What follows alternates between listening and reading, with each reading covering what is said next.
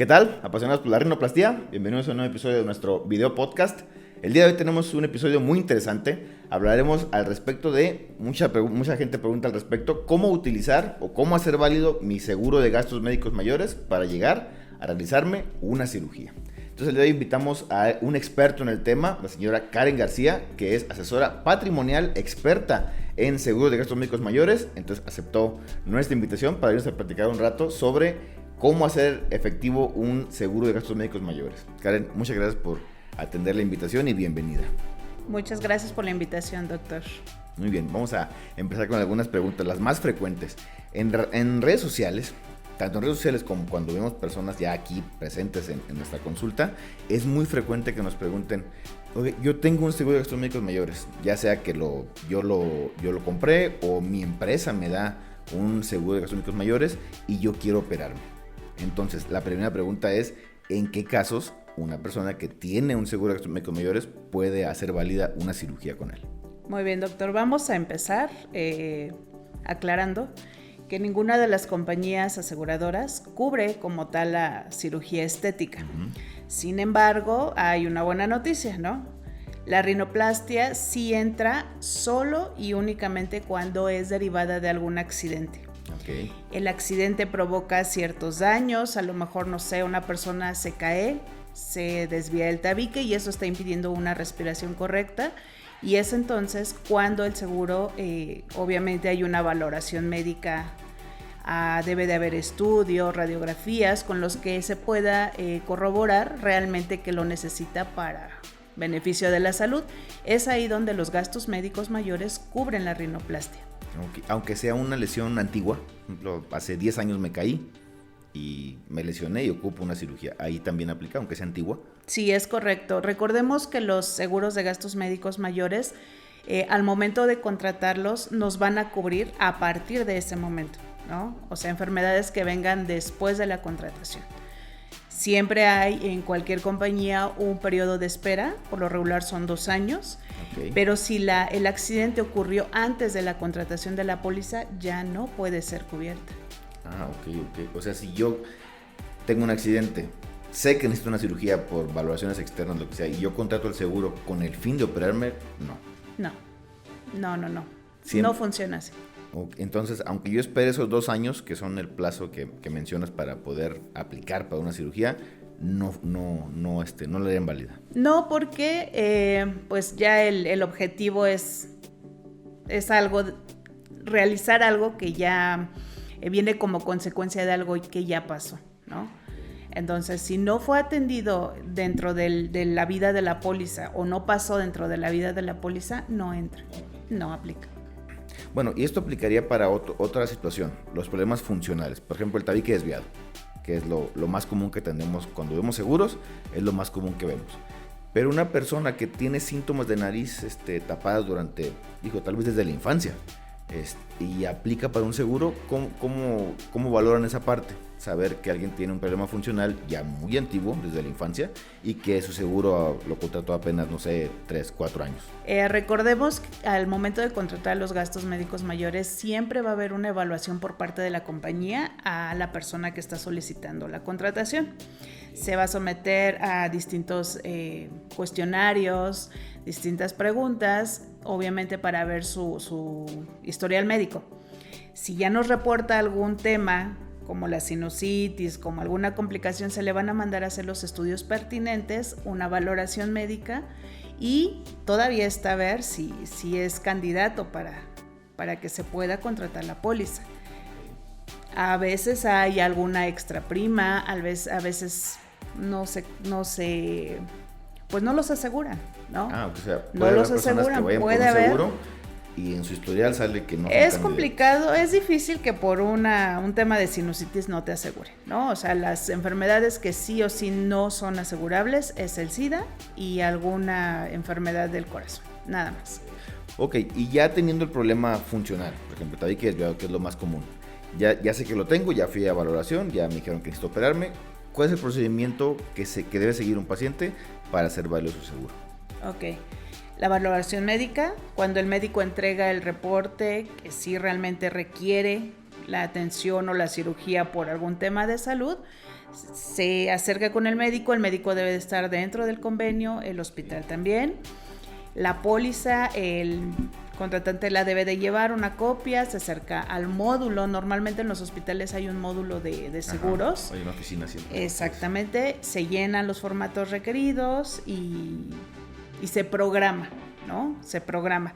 A menos de que, bueno, la cirugía sea por emergencia. Ajá. Ese ya también es otro procedimiento. Ok.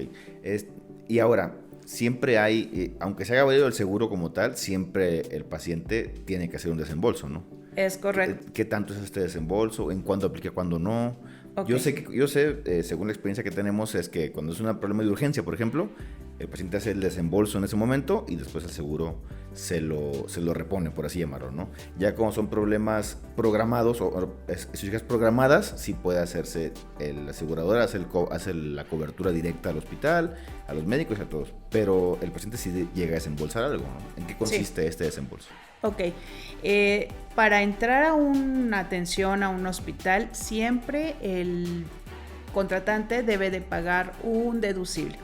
El deducible normalmente es el 10% o en caso de que el contratante designe algún otro porcentaje, siempre esa es la cantidad que deben de tener en cuenta, que deben de contar con ella sí o sí para el caso de utilizar el seguro. Al entrar se paga el deducible y al momento de salir se cubre un coaseguro. Ok, ¿el 10% que mencionas es el 10% del valor de la póliza del cliente o el 10% del gasto del procedimiento, hospital, cirugía, o a qué se refiere ese deducible? El deducible es el 10% de la cuenta total que llevó el procedimiento. Ok, ¿y el coaseguro a qué se refiere? El coaseguro es el 10% normalmente en los gastos médicos. Vamos a poner un ejemplo así, la cirugía cuesta 100,000 pesos, ¿sí? El 10% de 100,000 pesos es el deducible. Al restante, a ese restante se le saca el 10% que es el coaseguro. Ojo, aquí para cuando es rinoplastia ya va a depender mucho de cada compañía, ¿no? De las especificaciones. El monto del coaseguro y los tiempos de espera ya van a depender totalmente de cada compañía. Sin embargo, cuando es un caso de rinoplastia, el coaseguro tiende a subir al 30% aproximadamente, justo por el tema del fraude. Muy bien, eso que mencionas del fraude es interesante, porque muchas personas efectivamente buscan utilizar su seguro de gastos médicos mayores para hacerse algo estético. Es conocido y incluso lo hemos visto en la consulta. ¿Cómo hacen las compañías de seguros para detectar estos casos en los que el paciente busca hacer un fraude? Ok, normalmente las compañías aseguradoras cuentan con su equipo médico, ¿sí? Su equipo médico, los cuestionarios que mencionábamos que el contratante llena al inicio, al solicitar la contratación del seguro, eso es lo que nos va a dar el parámetro de investigación, ¿no? Los médicos van a hacer a lo mejor exámenes médicos, ya va a depender mucho del candidato. Entonces, a través de todo esto, pues se va a llegar a la conclusión de que si realmente realmente la cirugía es por salud o únicamente contrató el seguro con el objetivo de realizarse una cirugía plástica. O sea, por ejemplo, yo en mi cuestionario inicial, en mi evaluación inicial que me hacen para contratarlo, yo digo que estoy bien, no tengo nada, no siento nada, y a los años, o al año, 2 años, es que sí, siempre sí tengo un problema para respirar, ahí que lo valoran y qué pasa. En este caso, así como existen diferentes instituciones financieras donde nos muestran el historial crediticio de las personas, también existe un banco de datos donde las aseguradoras buscan algún antecedente médico, ¿no? Entonces, ahí es donde mayormente se dan cuenta si la persona ya ha presentado esto. Te voy a poner el ejemplo de un cáncer, ¿no? A lo mejor tuvo cáncer, le extirparon el cáncer, ya no hay cáncer, ya pasaron 5 años y no ha manifestado ningún regreso de cáncer. Entonces, el contratante no lo declara al momento de solicitar el seguro, pero él sabe que puede ser candidato a que vuelva a tener cáncer. Entonces, la aseguradora se mete en estas instituciones que yo te comento y busca, ¿no? Busca. Entonces van a dar sí o sí con que ya se le operó, con que ya tuvo un antecedente médico, entonces es ahí donde evalúan el riesgo. Puede que lo aseguren o puede que no. Y de la misma manera lo hacen con una sinusitis, con otro tipo de enfermedad. Ok, y en caso de las reintervenciones, por ejemplo, alguien que ya se operó por funcional o otra cosa durante el seguro, o incluso antes, no sé cómo aplique, y necesite funcionalmente o surge algún problema después, alguna complicación o secuela de la cirugía anterior y tenga que ser reintervenido, ¿lo cubre también el seguro? En este caso, si la cirugía, la intervención que está dejando una secuela, está dentro del periodo de contratación de la póliza y se comprueba con estudios, valoraciones médicas y demás, se comprueba que está ligada a esa anterior cirugía, sí se cubre. Pero si la cirugía fue realizada fuera del periodo de contratación de la póliza, ya no se cubre. Es importante recordar y mencionarle a las personas que las enfermedades ya existentes ya no las cubren las pólizas, ¿no? Los seguros de gastos médicos. Pero a partir de la contratación hay tiempos de espera, como lo mencionábamos, 2 años por lo regular. Y a partir de ese tiempo, si surge una enfermedad, un tema con la salud, pues entonces sí es totalmente cubierto. Ahora, ¿todas las pólizas que podemos o puede un usuario contratar cubren cirugías? ¿O solamente se cubren solamente consultas, otras que hay que pagar un extra para cirugías? ¿O cómo se maneja el nivel de pólizas? Ok, es muy importante hacer hincapié en este punto. Normalmente las personas piensan que al contratar un seguro de gastos médicos es porque tal vez me voy a hacer una cirugía estética, pero no funcionan así. Es muy importante mencionar que los seguros de gastos médicos mayores son instrumentos financieros, ¿no? ¿Cuál es el objetivo de un instrumento financiero? Pues es que le permite al contratante que en caso de sufrir algún accidente o enfermedad mayor, pues sus finanzas no se vean mermadas. Esto es el objetivo de los seguros de gastos médicos mayores, son instrumentos financieros nada más. No son pólizas que la contrato por si en algún momento yo me quiero operar una liposucción, no funciona así. Y ahora en cuanto al nivel de pólizas, supongo que hay pólizas pequeñitas que cubren cosas chiquitas, hay pólizas medianas que cubren un poquito más y la póliza premium, por así que cubre todo. ¿Qué incluye todo esto? Ok, el nivel de la póliza va a depender no del tipo de enfermedad. Cuando estamos hablando de seguros de gastos médicos mayores, estamos hablando ya de intervenciones hospitalarias. Entonces, sí hay niveles, pero el nivel más bien va enfocado a los hospitales, al tipo de hospital en el que el contratante quiera ser atendido. Y vamos desde un nivel básico, un medio o un nivel pues ya muy alto, y esto pues se ve reflejado en los costos. Ok, y mencionando los niveles de los seguros, pues supongo que hay nivel básico, nivel medio y premium, ¿no? ¿Nos puede dar un ejemplo más o menos de a qué se refiere con nivel básico? Ejemplo de dónde puede atenderse un paciente que tenga una póliza básica y de dónde se puede atender un paciente que tenga una póliza premium, por ejemplo. Claro, cada póliza va muy enfocada a las necesidades de cada cliente, ¿no? Eso es algo cierto. Los niveles básicos, vamos a poner un ejemplo, hospitales como Intermédica, Ángeles, son algunos que se me vienen a la mente. Un nivel medio, estamos hablando del Hospital Español, y ya un nivel premium, estamos hablando del ABC, por ejemplo. Y en el caso, algo específico, que el paciente busca un médico en particular, ¿sabe qué? Ese médico. Ahora, ese médico ¿qué tanto el médico tiene que adecuarse a su póliza o qué tanto la póliza se adecua al médico que el paciente elige? O sea, yo quiero ese con ese médico. Ok, esto es una de las características que se les pregunta a los contratantes al momento de estar haciendo el análisis de necesidades, ¿no? Y muchas veces la persona nos dice, yo siempre me atiendo con tal médico que está en tal hospital. Entonces ya de acuerdo a eso, pues nosotros vemos en qué nivel podemos darle la póliza, siempre haciéndole hincapié en pues todo lo que conlleva, ¿no? Pero si él ya tiene un médico, un hospital de cabecera, buscamos en qué nivel se encuentra y sobre eso decidimos qué póliza darle. Ok, y ahora tú como profesional, como experta en este ámbito, ¿qué recomiendas tú en cuanto a pólizas, ¿me recomiendas contratar una básica, una intermedia? Sí, yo nunca he tenido seguro, pero estoy buscando asegurarme o asegurar a mi familia. ¿Qué me recomiendas? ¿Empezar con una bajita y después irle subiendo? ¿O qué es lo que tú recomiendas para decir, esta es una buena póliza? Al cliente siempre se le pregunta y se le hace consciente de la cantidad que él siempre debe de tener sí o sí. Segura y apartada. Segura, exacto. Y apartada para en caso de hacer necesaria o el uso de su seguro, pues él no tenga ningún tema con eso y pueda cubrirlo. Y en el caso, por ejemplo, hablas de que depende la póliza, es el hospital que te atiende, pero también hay niveles en cuanto al gasto, ¿no? Por ejemplo, no es lo mismo ir a un hospital y en un tratamiento, una cirugía, gastarte 50,000, 100,000, a un hospital donde ocurre un accidente y ocupas un tratamiento mucho más extenso, mucho más largo, mucho más, está mucho tiempo en el hospital, cuentas, no sé, de $500,000, de $1,000,000 de pesos.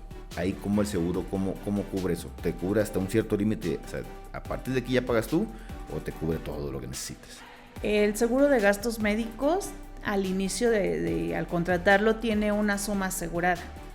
Siempre se busca que sea una suma, muchas personas dicen que es alta, ¿no? Pero vamos a remontar al tiempo de COVID, ¿no?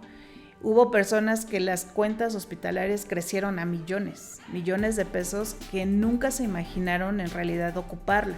Sin embargo, pues la póliza los cubría, ¿no? El contratante siempre debe de asegurar su deducible, su coaseguro. El coaseguro está topado, ¿no? Esto ya viene muy específico de acuerdo a la póliza y la compañía, pero yo siempre recomiendo que la suma asegurada sea una cantidad grande para que estén cubiertos por cualquier cosa. Ok, y también ahora, un paciente que efectivamente tiene un problema funcional, por ejemplo, el tabique desviado, sinusitis, problema de cornetes, y amerite una cirugía y el seguro la cubra sin ningún problema, pero ya durante la cirugía o antes de la cirugía, él dice, ¿sabes qué? Es que aparte de repararme lo funcional, también quisiera hacerme un cambio estético. ¿Cómo aplica ahí el seguro? ¿O cuál es la manera correcta de proceder del paciente? O sea, sin caer en fraude ni nada de eso. ¿Cuál es la manera correcta de proceder tanto del paciente como del médico para que se puedan llevar a cabo las dos intervenciones? Ok, en este caso el médico se debe con la aseguradora debe de cubrir únicamente lo que requiere el tratamiento para el padecimiento funcional. Si el contratante quisiera realizarse algún procedimiento estético, bueno, esto ya lo debe de llegar a un acuerdo con el médico y esto se hace por separado. Ok, y por último ya, cuando alguien anda buscando un seguro de gastos médicos mayores y no sabe mucho o no es experto en el tema, ¿cuál es tu recomendación? ¿En qué puntos debe observar, qué puntos debe fijarse para saber que le conviene ese seguro o a quién acercarse en caso de no tener idea tampoco? Claro.